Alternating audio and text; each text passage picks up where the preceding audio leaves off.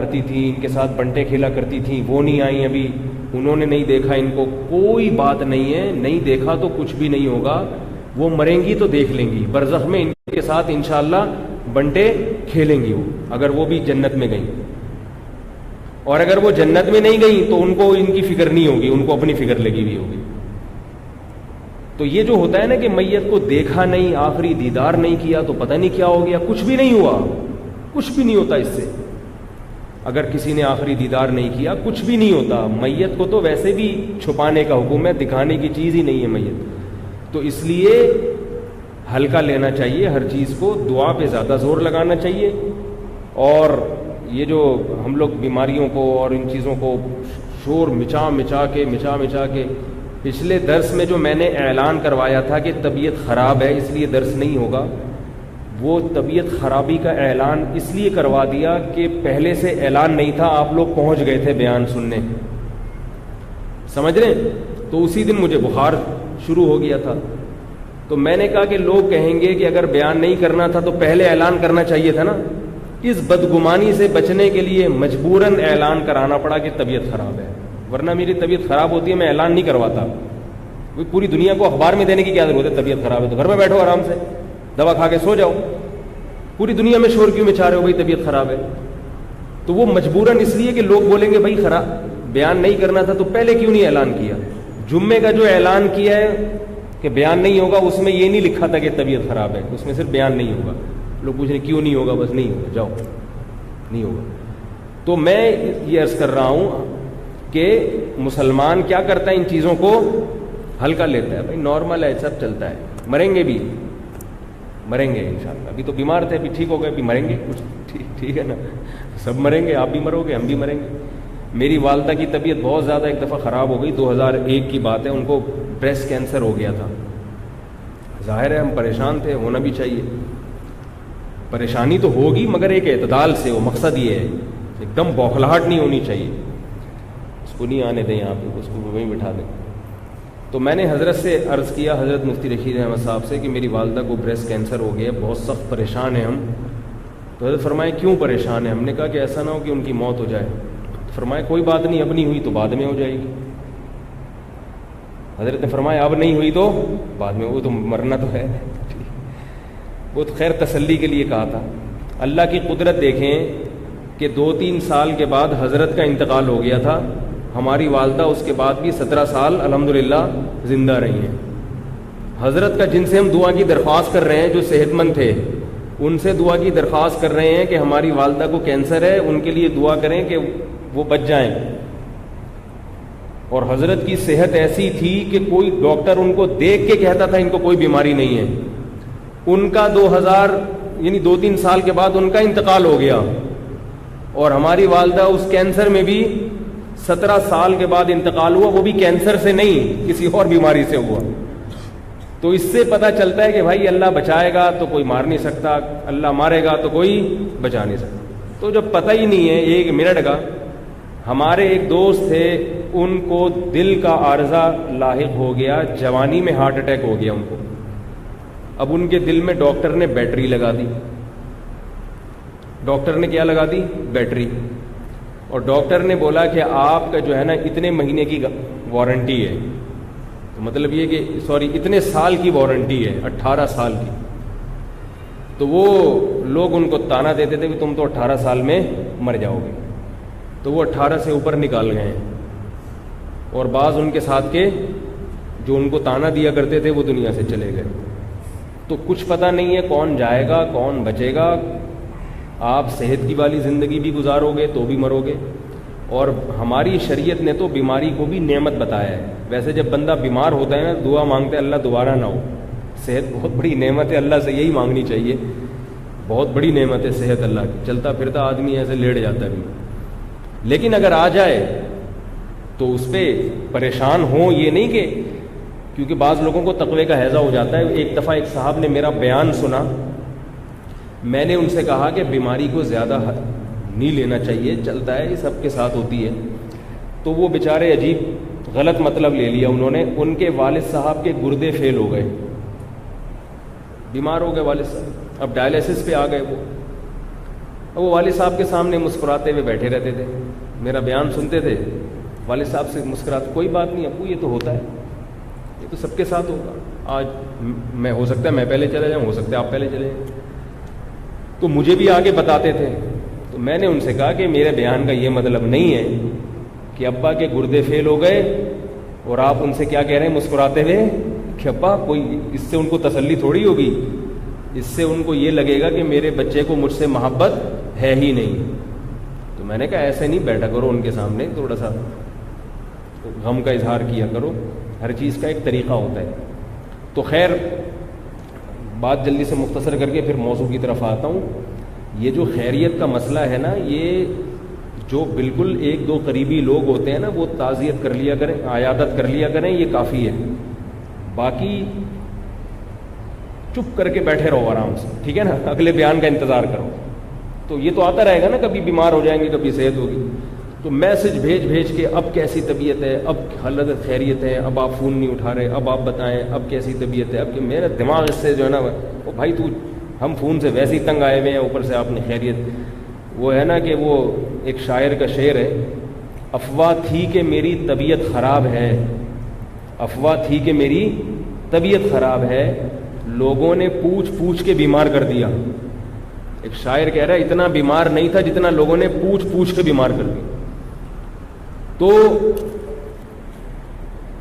ہو گیا، کوئی رہنے دے اس کو، آرام سے پڑا رہنے دے، آرام سے دعا کر لیں اپنے طور پر بس اس کے لیے، ٹھیک ہے۔ تو یہ جو سورہ ملک کی آیات میں نے پڑھی ہیں، تبارک الذی بیدہ الملک وہو علی کل شیء قدیر۔ اچھا ایک اعلان بھی سن لیں، اگلے ہفتے عشاء کی نماز 8:15 پہ ہوگی اور بیان عشاء کی نماز کے بعد ہوگا، سمجھ رہے ہیں؟ عشاء کی نماز کا ٹائم کیا ہے؟ 8:15 بجے، اور بیان کب ہوگا؟ 8:15 کے بعد، یعنی عشاء کے بعد 8:30 یا 8:35 تک بیان شروع ہو جائے گا، اور پھر جو مسائل کا سیشن ہے وہ اسی کے بعد چلے گا انشاءاللہ، عشاء کے بعد ہی بیان ہوگا، پھر عشاء کے بعد ہی مسائل۔ تو میں نے یہ سورہ ملک کی آیات پڑھ رہا تھا، اللہ تعالیٰ قرآن مجید میں فرماتے ہیں لِيَبْلُوَكُمْ أَيُّكُمْ أَحْسَنُ عَمَلًا، اللہ نے تمہیں بنایا، اس کی وجہ بیان کی اللہ تعالیٰ نے، اللہ دیکھنا چاہتے ہیں کہ تم میں اچھا عمل کون کرتا ہے۔ وَهُوَ الْعَزِيزُ الْغَفُورُ، فرمایا وہ زبردست غالب بھی ہے اور بہت زیادہ مغفرت کرنے والا بھی۔ یہ دونوں چیزیں اللہ نے ساتھ بیان کی کہ غالب بھی ہے یعنی طاقتور بھی ہے اور مغفرت کرنے والا بھی، ان دونوں میں جوڑ ہے۔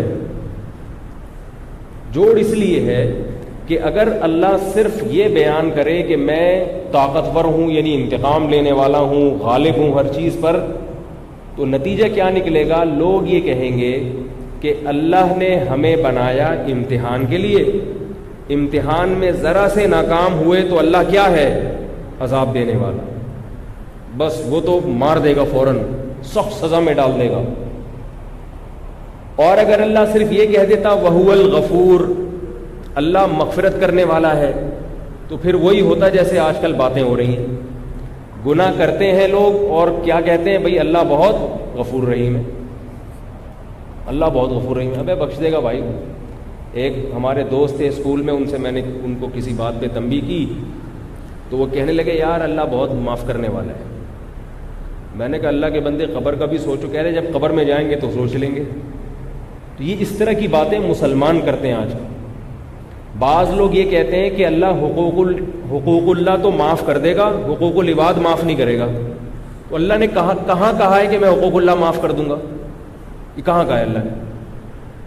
ایسے ہی زبان پہ لوگوں کے ملفوظات جاری ہو جاتے ہیں۔ اللہ حقوق اللہ کا بھی پوچھے گا اور حقوق العباد کا بھی، دونوں حقوق پوچھے گا۔ ہاں یہ ضرور ہے کہ حقوق اللہ میں صرف اللہ سے معافی مانگنا کافی ہے، اور حقوق العباد میں بندوں سے معافی بھی ضروری ہے۔ لیکن یہ جو ہم کہتے ہیں نا کہ اللہ اپنے حقوق معاف کر دے گا، بندوں کے معاف نہیں کرے گا، یہ غلط جملہ ہے۔ اللہ کہہ رہے ہیں ان الذین یکسبون الاثم سیجزون بما کانوا یقترفون، جو لوگ گناہ کما رہے ہیں، نافرمانی کر رہے ہیں، اس میں دونوں قسم کی نافرمانیاں ہیں۔ فرمایا عن قریب ان کو اس گناہ کا بدلہ دیا جائے گا جو وہ کر رہے ہیں.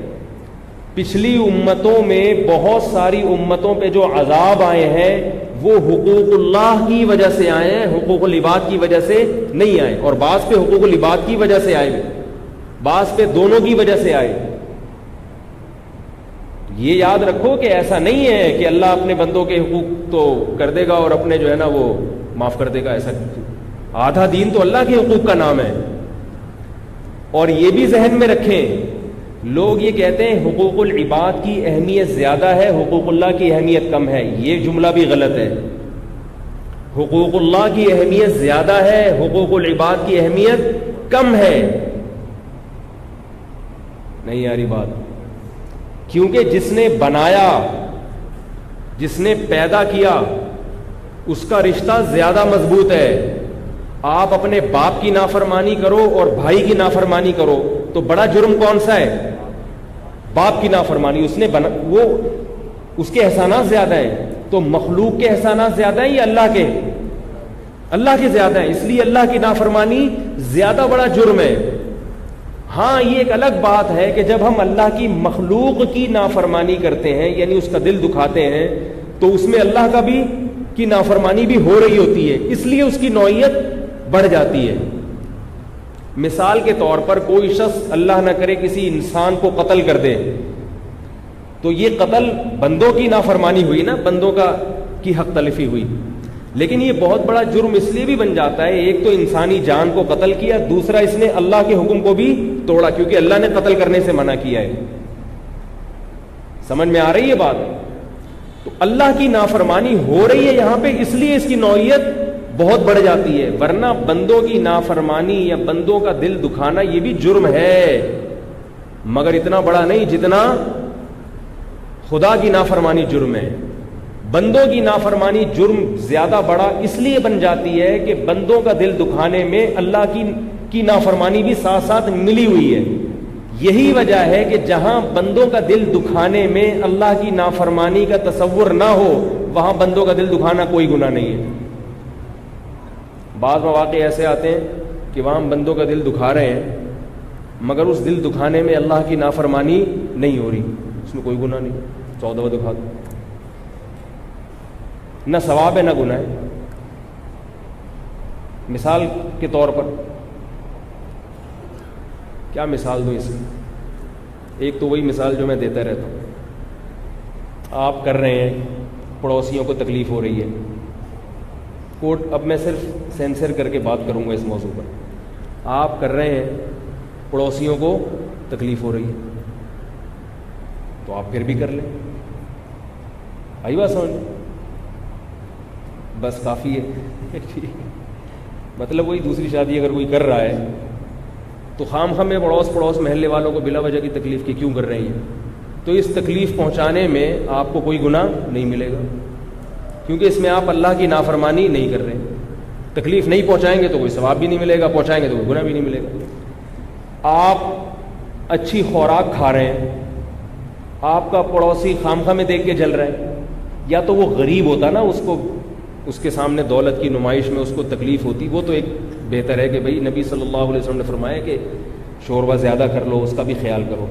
لیکن وہ حسد میں خامخواہ میں جلا جا رہا ہے بلا وجہ آپ کی ترقی دیکھ کے, تو اب اس وجہ سے آپ ترقی کرنا چھوڑ دو کہ بھئی اس کو تکلیف ہو رہی ہے تو ہونے دو, بھئی اس کو تکلیف ہو رہی ہے. کیا خیال ہے بھئی؟ ہوتی ہے تو ہوئے, اس کو کیوں ہو رہی ہے؟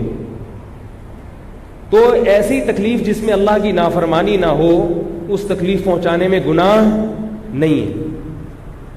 مخلوق کو راحت پہنچانا ثواب ہے.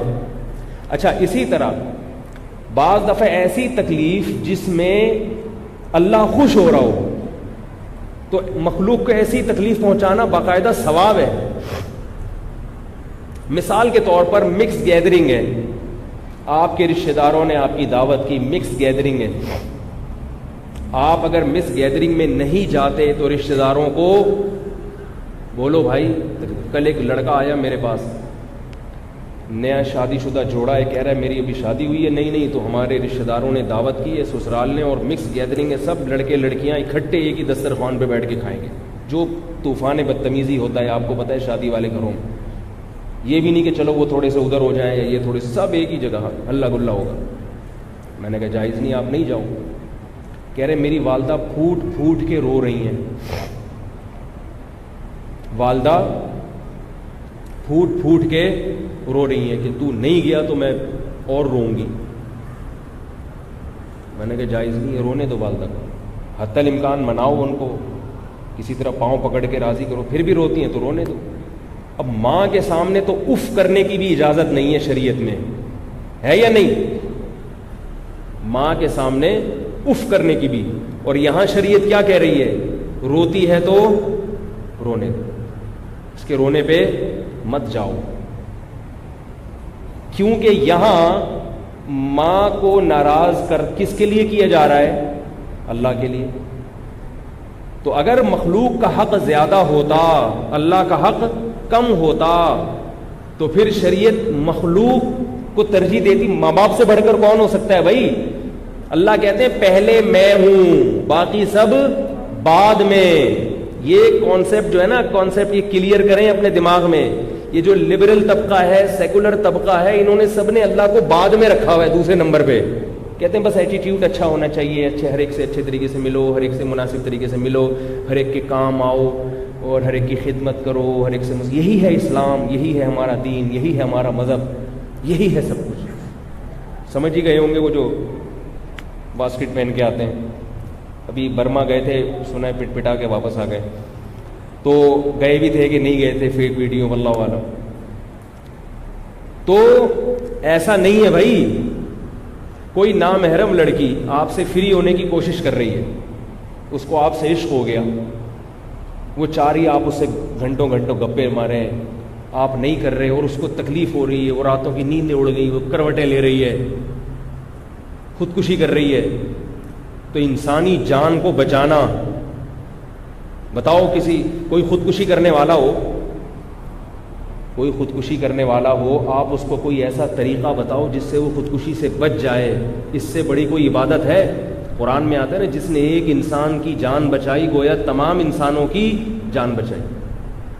اب کوئی نامحرم لڑکی آپ سے دوستی کی خواہش میں ہے اور ناجائز تعلق کی خواہش میں ہے، اور وہ تڑپ رہی ہے اور وہ فون پہ فون کر رہی ہے، اور آپ اس کو لفٹ نہیں کرا رہے، اور وہ خودکشی کی دھمکیاں دے رہی ہے، اور وہ وہاں سے اپنی تصویر سیلفی بنا کے بھیجی حبیب بینک کی بلڈنگ سے کہ میں نیچے چھلانگ لگا رہی ہوں، آپ آ جاؤ مجھے بچانے کے لیے، میں گر رہی ہوں۔ تو آپ کیا کرو گے؟ جاؤ گے بچانے؟ نہیں اب میں آ رہا ہوں، میں بھی تمہارے ساتھ کودوں گا، یا یہ کہ نہیں میں تمہیں اٹھا کے لے جاؤں گا۔ کیا کرو گے بھائی؟ جاؤ بھائی بھاڑا میں، گرو، 100 دفعہ گرو۔ کیا خیال ہے؟ ہم کسی کی زندگی بچانے کے لیے اپنے ایمان کو نہیں بیچ سکتے، مرنا ہے تو مرو۔ اولین کوشش تو یہ ہوگی کہ کسی طریقے سے سمجھا بجھا کے، ایسا نہیں کہ کسی کو ایسے اتنے آرام سے مرنے دیں، سمجھا بجھا کے اس کے رشتہ داروں کو بتائیں، اس کے ابا کو فون کریں، اس کو پہلے ٹوپی کرائیں، بولے ہاں میں آ رہا ہوں، میں بدل گیا، اور ادھر 15 پہ فون کر دیں بھائی پہنچ جا، ٹھیک ہے۔ کوشش اولین یہی کریں کہ کسی طرح سے بچ جائے۔ لیکن اگر وہ پولیس دیکھ کے کہے نہیں مجھے پولیس نہیں چاہیے، مجھے بندہ چاہیے، تو کیا کرو گے؟ بالآخر آپ بولو گے بھائی مرتے ہو تو مر جاؤ۔ تو پہلے کس کا حق ہے؟ اللہ ہے۔ یہی بہت بڑا مسئلہ ہے۔ آج کل جو جدید طبقہ ہے اس نے اللہ کو سب سے بعد میں رکھا ہوا ہے، باقی سب سے پہلے۔ یاد رکھو شریعت کی جو نصوص ہیں، جو واضح احکام ہیں، جن میں کوئی فقہا کا نہ اختلاف ہے، بالکل دو ٹوک احکام ہیں، انہیں کسی کے کہنے سے بھی تبدیل نہیں کیا جا سکتا، نہ باپ کے کہنے پر، نہ ماں کے کہنے پر، نہ بیوی کے کہنے پر، نہ بچوں کے کہنے پر۔ عورت نہ اپنے شوہر کی بات اس میں مانے گی، اس میں سب سے پہلا کس کا حکم ہے؟ اللہ، بس اس کے علاوہ کچھ بھی نہیں۔ تو یہ جو ہے نا، ہم کہتے ہیں مخلوق کا حق زیادہ ہے، مخلوق کا حق زیادہ نہیں، اللہ کا حق پہلے ہے۔ تو میں نے والدین کی مثال دی کہ بھئی وہ اگر مکس گیدرنگ میں جانے سے رو رہی ہیں تو رونے دو۔ بعض بیٹیاں شرعی پردہ کر لیتی ہیں، ماؤں کو بہت تکلیف ہوتی ہے، اگر ہو رہی ہے ماں کو محبت سے سمجھائیں، علماء کے بیانات سنوائیں، ان کے لیے دعا کریں۔ پھر بھی ماں کو تکلیف ہو رہی ہے تو ہونے دو ان کو، آپ کو گناہ نہیں ملے گا، پردہ کرنا پڑے گا۔ اور یاد رکھو اصل عبادت ہے ہی یہی کہ جب تقابل ہوتا ہے مخلوق کا اور خدا کا تو پھر آپ کس کو ترجیح دیتے ہو، اس وقت اصل عبادت کا پتہ چلتا ہے۔ محمد صلی اللہ علیہ وسلم نے دین کی خاطر اپنے سگے چچا کو ناراض کیا کہ نہیں کیا؟ کیسے چہیتے چچا تھے، کتنی خدمت کی، کتنے احسانات تھے ان کے آپ صلی اللہ علیہ وسلم پر، یتیمی میں پرورش کی، یتیمی میں پالا، اور آخر وقت تک آپ کے ساتھ رہے، مگر آپ صلی اللہ علیہ وسلم نے چچا کے ساتھ دین کے معاملے میں ذرا بھی کمپرومائز نہیں کیا۔ نہیں، یہ نہیں ہو سکتا۔ تو اس لیے اس معاملے میں انسان کو مضبوط ہونا چاہیے۔ تو ایک بات تو یہ ہوئی۔ دوسری بات یہ کہ مخلوق کا حق بعض صورتوں میں شریعت نے زیادہ کر دیا ہے، دوسری وجہ سے۔ مثال کے طور پر آپ پر زکوٰۃ بھی واجب ہے اور آپ پر قرضہ بھی واجب ہے، تو شریعت کیا کہتی ہے، پہلے زکوٰۃ دو یا قرضہ؟ بولو نا یار، قرضہ۔ اب یہاں آپ اشکال کریں گے، بھائی زکوٰۃ کس کا حق ہے؟ اللہ کا، عبادت ہے نا اللہ نے کہا، اور قرضہ غفار بھائی کا، ستار بھائی کا، وسیم بھائی کا، کلیم بھائی کا۔ تو شریعت یہاں یہ کیوں کہہ رہی ہے کہ پہلے قرضہ دو، پھر جو بچے ان میں سے اگر نصاب بچتا ہے تو زکوٰۃ ہے، نہیں بچتا تو زکوٰۃ ہے ہی نہیں۔ تو یاد رکھو یہاں مالی حقوق میں شریعت نے مخلوق کا حق اس لیے رکھ دیا کہ مخلوق محتاج ہے، اللہ محتاج نہیں ہے۔ حق تو اللہ ہی کا زیادہ ہے، یہاں بھی اللہ کا حق زیادہ ہے، لیکن اللہ نے خود یہ کہہ دیا کہ مجھے پیسے نہیں ملیں گے کچھ بھی نہیں ہوگا، غفار نہیں چھوڑے گا تمہیں، ٹھیک ہے نا، اس کے اگر پیسے کھا گئے وہ تمہیں، بول لو نا یار، وہ نہیں چھوڑے گا۔ تو چونکہ اس نے دین کو آسان بنایا کہ بھائی میرا تو کوئی مسئلہ نہیں ہے، میں تو خود کھلاتا ہوں، لیکن وہ جو وسیم کلیم اور اتنی پبلک کے پیسے کھا کے بیٹھے ہوئے ہو نا، وہ تمہیں ٹینشن دے دے کے مار دیں گے۔ تبھی پہلے مخلوق کے جتنے قرضے ہیں وہ دے دو، اس کے بعد حج کرو، اس کے بعد قربانی کرو، اس کے بعد یہ سب۔ تو یہاں بھی اللہ کا حق زیادہ ہے، مگر اللہ نے خود اپنے حق سے دستبردار ہو گئے ہیں۔ اگر اللہ یہ ہمیں اجازت نہ دیتا تو یہاں بھی ہمیں پہلے اللہ کا حق ادا کرنا پڑتا۔ تو یہاں اللہ نے ایک اپنی رحمت کا اظہار کر دیا کہ بھئی مخلوق محتاج ہے، اس کے پیسے نہیں ملیں گے، وہ پریشان بھی ہوگا، تمہیں بھی ذہنی ٹارچر کرے گا تو خود بھی۔ اور ما جعل علیکم فی الدین من حرج، اللہ نے تمہارے دین میں تنگی نہیں رکھی، لہذا میں نے تمہارے لیے یہ آسانی پیدا کر دی ہے۔ اور یہ بات یاد رکھیں، یہ جو آیت ہے قرآن مجید کی کہ اللہ نے ہمارے لیے دین میں تنگی نہیں رکھی، اس کا بھی مطلب ہے کہ لوگ جہاں کوئی تنگ نفسن الا وسعها، اللہ کسی نفس کو اس کی طاقت سے زیادہ کا مکلف نہیں بناتے۔ اس میں بھی لوگ کہتے ہیں بھائی یہ تو میں کر ہی نہیں سکتا، کل میرا پیپر ہے۔ آج کل ایک بہت بڑا مسئلہ یہ چل رہا ہے، خواتین طلاق کے بعد یا بیوہ ہونے کے بعد گھروں میں عدت نہیں گزار رہی، یہ بھی بڑا مسئلہ ہے۔ ذرا سی بات پہ میں نے بچوں کی فیسیں جمع کرانی ہے، ایکچولی کوئی ہے نہیں فیس جمع کرانے والا، میں گھر سے نکل کے جا رہی ہوں۔ بھائی بچوں کی اسکول کی فیسیں یہ اس ضرورت میں داخل نہیں ہے جس کی وجہ سے آپ پر عدت کے حکام لاگو نہیں ہوتے۔ شریعت نے طلاق یافتہ عورت اور شوہر کی وفات والی جو عورت ہے اس کو گھر سے نکلنے پر پابندی لگائی ہے، 4 مہینے 10 دن، جو طلاق وہ بیوہ عورت 4 مہینے 10 دن گھر رہے گی، اور طلاق یافتہ عورت 3 حیض گھر میں گزارے گی۔ وہ اس کو نکلنے کی اجازت صرف 2 صورتوں میں ہے، 2 صورتوں میں، یا تو بیماری ہو، بیماری کی وجہ سے اس کو ہاسپٹل جانا پڑ جائے، یا گھر کی جو بنیادی ضرورت ہے کھانے پینے کی وہ پوری نہ ہو رہی ہو جس کی وجہ سے اس کو جاب کرنی پڑ رہی ہو۔ نہیں یار میرا خیال ہے بات، گھر کی جو بنیادی ضرورت ہے نا کھانے پینے کی، کوئی ہے نہیں اس کو کھلانے والا پلانے والا، مجبوراً جاب کرنی پڑ رہی ہے کیونکہ شوہر کا انتقال ہو گیا اور گھر میں کوئی کفالت کرنے والا ہے نہیں۔ اگر شوہر نے اتنی وراثت چھوڑی ہے کہ بینک بیلنس چھوڑ کر گیا ہے اور وہ 4 مہینے 10 دن بینک سے اکاؤنٹ میں پیسے ہیں، وہ کھا سکتی ہے گھر میں دال روٹی عزت کے ساتھ، تو بھی اس کے لیے جاب کے لیے نکلنا جائز نہیں ہے۔ اب ہو کیا رہا ہے، سب سے پہلے گڑبڑ کیا کرتی ہیں کہ شوہر کی میت دیکھنے جا رہی ہیں، ہاسپٹل میں. جب عورت کو اطلاع مل گئی کہ شوہر کی ڈیتھ ہو گئی ہے, وہ ہاسپٹل بولو بھائی نہیں جا سکتی, کیونکہ میت کا چہرہ دیکھنا کوئی انسانی بنیادی ضرورت نہیں ہے, چاہے وہ شوہر ہی کیوں نہ ہو. جتنا دیکھ لیا کافی ہے, کچھ بھی نہیں ہوتا, اب کوئی مسئلہ نہیں ہے. اب بس تصور کر لیں وہ جو پہلے, یا اس کے شوہر کو گھر لے آئیں, میت کو گھر لے آئیں, بھائی چلو بیوی ہے دیکھ لے ایک نظر, یہ بھی ٹھیک ہے. عورت ہاسپٹل اپنے شوہر کی میت کو دیکھنے بولو نا بھائی نہیں جا سکتی. دیکھو اللہ کے جو احکام ہے نا, بار بار کہتا ہوں, اس میں آسانی ہے مگر لچک نہیں ہے. جتنی آسانی اللہ نے دے دی اتنی آسانی ہے, اپنی طرف سے اس میں آسانیاں ڈالنے کی شریعت میں اجازت نہیں ہے. یہ میں عدت والا مسئلہ بھی حل کرتا ہوں, سمجھاتا ہوں. پہلے میں وہ مسئلہ اچھی طرح بیان کر دوں. یہ جو قرآن مجید میں آتا ہے کہ اللہ کسی کو اس کی طاقت سے زیادہ کا مکلف نہیں بناتے, اس کا مطلب کیا ہے؟ اس کا مطلب یہ نہیں ہے کہ ہم خود سے احکام وضع کرنا شروع کر دیں. اس کا مطلب یہ ہے کہ اللہ کہہ رہے ہیں میں نے جتنے احکام تمہیں دیے ہیں نا, اس کی تم میں طاقت ہے, کیونکہ میں طاقت سے زیادہ کا مکلف نہیں بناتا. تمہیں جو لگ رہا ہے کہ میری طاقت سے زیادہ ہے, یہ غلط ہے, یہ غلط لگ رہا ہے تمہیں. تم میں طاقت نہ ہوتی تو میں تمہیں اس کا مکلف بناتا ہی نہیں آئی میرا غالب بات. اس کی مثال ایسے ہے, آپ نے کسی شخص کو 10 کلو آٹے کی تھیلی رکھی ہوئی, آپ نے کسی کو کہا کہ یار یہ اٹھا کے وہاں پہنچا دو, اور آپ نے ساتھ ساتھ یہ بھی کہہ دیا کہ بھائی دیکھو مسئلہ یہ ہے کہ میں تمہاری جتنی طاقت ہے نا اس سے زیادہ بوجھ اٹھانے کا تمہیں کبھی بھی نہیں کہوں گا. اب یہ میں کیوں کہہ رہا ہوں؟ تسلی دینے کے لیے کہ بھائی یہ تم اٹھا سکتے ہو. مقصد یہ ہوتا ہے نا ایسے موقع پہ تسلی دینا کہ یہ آٹا 10 کلو تم اٹھا سکتے ہو, اس لیے غم نہ کرنا, پریشان نہ ہونا کہ پتہ نہیں میں کیسے اٹھاؤں گا. تو میں پہلے بتا دیتا ہوں بھائی میری عادت ہی نہیں ہے کسی کو ایسی بات کا آرڈر کروں جو اس کی طاقت سے زیادہ ہو, اس لیے گھبراؤ نہیں, پریشان نہ ہو, اٹھا کے لے جاؤ. اب آپ کیا کر رہے ہیں؟ آپ اٹھا ہی نہیں رہے ہو.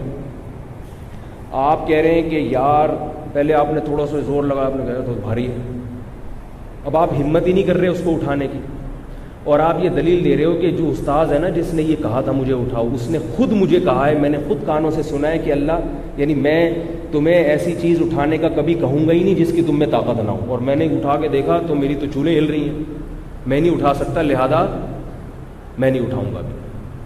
تو یہ نافرمانی میں شمار ہوگا کہ نہیں ہوگا؟ بھائی میں نے تو تسلی کے لیے کہا تھا کہ یہ مشکل لگ رہا ہے, حقیقت میں مشکل ہے نہیں, اور آپ اس کا غلط مطلب لے کے جا رہے ہو. آج بہت سارے جدید پروفیسر لوگ جو لوگوں کو گمراہ کر رہے ہیں وہ اس آیت کو بھی غلط لے کے جا رہے ہیں کہ اللہ نے دین میں تنگی نہیں رکھی, تو اپنی طرف سے تنگیاں بنا بنا کے اور اپنی طرف سے حکام بنا بنا کے لوگوں کو سکھا رہے ہیں. بھائی ضرورت وہ ہے جس کو شریعت نے ضرورت مانا ہو, میں اور آپ اور کلچر جسے ضرورت کہتا ہے وہ نہیں ہے. اب آیت کا مطلب سمجھیں کہ قرآن مجید میں اللہ نے طلاق یافتہ عورت کو بھی حکم دیا لا تخرجوہن من بیوتہن ولا یخرجن, کہ نہ تم اس کو گھر سے نکال سکتے ہو اور نہ یہ خود گھر سے نکل سکتی ہے. پوری جو 3 مینسز عدت ہے وہ کہاں گزرے گے؟ شوہر کے گھر میں, اور اگر شوہر نے نکال دیا تو پھر اپنے والدین کے گھر میں, اور اگر شوہر کی ڈیتھ ہو گئی ہے تو کتنی عدت ہے؟ 4 مہینے 10 دن. اب کیا ہو رہا ہے آج کل؟ اول تو بہت سی خواتین عدت ہی نہیں گزارتی, بہت سی بات پہ ایسا بھی ہو رہا ہے کہ جی وہ میری بہن کی چونکہ منگنی ہے لہذا مجھے تو جانا ہے ضروری, عدت کے دوران منگنی میں چلی گئی. میرے بھائی کی شادی ہے, عدت کے دوران کہاں چلی گئی؟ بھائی کی شادی, کہ بھئی لوگ کیا کہیں گے بہن ہی نہیں آئی. تو بنیادی ضرورتیں جو ہے نا وہ کیا ہے؟ کھانا پینا علاج. آئی بات سمجھ میں؟ اسلام اس کو بنیادی کہتا ہے. باقی کسی کی شادی ہو رہی ہے, کسی کا بچہ پیدا ہو رہا ہے, کسی کا عقیقہ ہو رہا ہے, کسی کا جنازہ ہو رہا ہے, یہ بنیادی ضرورتوں میں جنازہ تو فرض کفایت چند لوگ ادا کر لیں گے. آپ ادھر یہ منہ دیکھنا میت کا, یہ تو ضرورت میں ہی داخل نہیں ہے. اس لیے اللہ کے عذاب اور غضب سے ڈرو میرے بھائی. کم از کم پہلے زمانے میں لوگ گناہ کرتے تھے, گناہ کو گناہ تو سمجھتے تھے نا. آج کل تو اس پہ جواز کا لیبل لگا کے اور ضرورت کا لیبل لگا کے کرتے چلے جا رہے ہیں. اللہ کے حکام ہے بھائی. عورت صدیوں سے مسلمان عورتیں شوہر کے مرنے کے بعد پورے 4 مہینے 10 دن تک گھروں میں عدت گزارتی آئی ہیں. اب پتہ نہیں کیا ہو گیا, یہ ذرا سی بات پہ نکل رہی ہیں. تو یہ ضرورت وہ ہے جس کو شریعت نے ضرورت کہا ہو, سمجھ رہے ہیں؟ تو اور پھر کمال کی بات یہ ہے کہ تسبیحات بھی چل رہی ہیں, تہجد بھی چل رہی ہے. بھائی عدت کے حکام آپ نے پورے نہیں کیے تو آپ کی یہ تسبیحات اور آپ کی یہ تہجد آپ کو اللہ کے عذاب سے نہیں بچا سکتی. اور اللہ پہ اعتماد اور توکل تو بالکل ہی چھوڑ دیا ہے. فوراً خیال ہوتا ہے بھائی بچوں کی اسکول کی فیس نہیں گئی تو یہ نہیں گیا, تو بچوں کی اسکول کی فیسوں کے 10 اور طریقے ہیں. بعض خواتین کہتی ہیں کہ میرے پاس اسکول کی فیس کے پیسے نہیں بچیں گے اگر میں اس دوران جاب نہ کروں. تو بچوں کی اسکول کی فیس کے لیے عدت میں عورت کے لیے جاب کرنا جائز, بولو بھائی, نہیں ہے. تعلیم ضرورت ہے مگر ایسی بنیادی ضرورت نہیں ہے کہ اس کی وجہ سے آپ عدت کا حکم توڑ دیں, نماز چھوڑ دیں یا عدت کا حکم چھوڑ دیں. آپ کہیں سے قرضہ لے کے اس کی فیس ادا کریں, کچھ بھی نہیں ہو سکتا, اسکول سے نکال لیں. اب لوگ اس پہ کہتے ہیں مولویوں نے دین بہت سخت بنا لیا ہے. جو قرآن کی جو نصوص ہیں, جو قرآن کے احکامات ہیں وہ تبدیل نہیں ہو سکتے, سمجھ رہے ہو؟ اسلام کا ایک پورا اسٹرکچر ہے, اس کا ایک ڈھانچہ ہے, اس میں تھوڑی تبدیلی ہوگی. آپ کو اپنے حساب سے آپ کو اپنے آپ کو چینج کرنا پڑے گا اس اسلام کے اسٹرکچر کے حساب سے, اسلام کے ڈھانچے کے حساب سے. اور مجھے یہ بھی پتا چلا کہ میڈیا والے اس قسم کے ڈرامے اور فلمیں بنا رہے ہیں جس میں یہ شو کیا جاتا ہے کہ عدت کے حکام عورتوں پہ کیوں ہوتے ہیں, مردوں پہ کیوں نہیں ہوتے. یہ ڈرامے بازی بھی چل رہی ہے آج کل کہ مرد کو تو آزاد رکھا ہے, اس کی بیوی مر جائے تو کوئی عدت نہیں ہے, وہ ناشتہ پھر رہا ہے سارے محلے میں اور اوپر سے مگرمچھ کے آنسو رو رہا ہے اور اندر سے لڈو پھوٹ رہے ہیں. آپ کو پتا ہے میری وائف کا انتقال ہو گیا ہے بھائی, اور عورت کو حکم کیا دیا جا رہا ہے, سوگ منائے. وہ عورت پر عدت کے دوران اگر شوہر مر جائے تو عورت پر جو عدت واجب ہے اس میں وہ زینت اختیار نہیں کر سکتی. طلاق اگر 3 طلاقیں ہیں تو بھی زینت اختیار نہیں کر سکتی, 1 یا 2 طلاقیں ہیں پھر زینت اختیار کر سکتی, بلکہ کرنا چاہیے اس کو تاکہ شوہر رجوع کر لے. تو یہ بھی آج کل میڈیا پہ ایک چیز اچھالی جا رہی ہے اور اس طرح کا جو ہے نا وہ پیش کیا جا رہا ہے کہ بھئی یہ عورتوں کے لیے حکام الگ ہیں, مردوں کے لیے حکام الگ ہیں. مرد تو طلاق دے دے تو بھی کوئی عدت نہیں ہے, اور عورت طلاق کے بعد بھی وہ شادی نہیں کر سکتی, اتنا ٹائم پورا گزارے گی. اور شوہر جناب مر جائے, بیوی پر تو 4 مہینے 10 دن عدت بھی ہے اور زینت بھی اختیار نہیں کر سکتی. اور مرد شوہر کی بیوی مر جائے تو بے شک اگلے دن وہ پینٹ شرٹ ٹائی شوٹ لگا کے خوشبو لگا کے بہت چلا جائے گا. تو یہ کیا مسئلہ ہے؟ نہیں آ رہی بات. تو جو اس قسم کے اعتراض کیا کریں نا کہ بھئی اسلام نے مرد اور عورت کے حکام میں فرق کیوں رکھا ہے, ان کو بتایا کریں کہ بچے خواتین جنتی ہیں, مرد نہیں جنتے. آئی بات سمجھ میں؟ اسلام نے جو عدت کے حکام عورت کو دیے نا اس میں ایک بہت بڑی مصلحت یہ بھی ہے کہ ایسا نہ ہو کہ اس کو پریگنینسی ہو اور یہ چھپا کے کسی دوسرے کے کھاتے میں ڈال دے. شوہر نے طلاق دی, شوہر کو بھی پتہ نہیں, بیوی کو بھی پتہ نہیں, ہو سکتا ہے کہ اس کو حمل ٹھہر چکا ہو. اب طلاق کے بعد عورت کو اگر اجازت ہو کہ فوراً کہیں اور شادی کر لے تو وہ کہیں اور نکاح کرے گی, کیا پتہ چلے گا کہ یہ بچہ پہلے شوہر کا ہے یا دوسرے شوہر. خاص طور پہ پہلے شوہر سے اس کو نفرت بھی ہو چکی ہے, اس بات کا امکان ہے کہ اس کا بچہ دوسرے کے کھاتے میں ڈال دے وہ. تو شریعت نے اس میں عورت کو اختیار ہی نہیں دیا, اس کی دیانت پہ, اس کی دینداری پر مدار نہیں رکھا ہے, کیونکہ اس میں نقصان کس کا ہے؟ بچے کا نقصان ہے کہ جو اس کا حقیقی باپ ہے وہ نہیں رہے گا.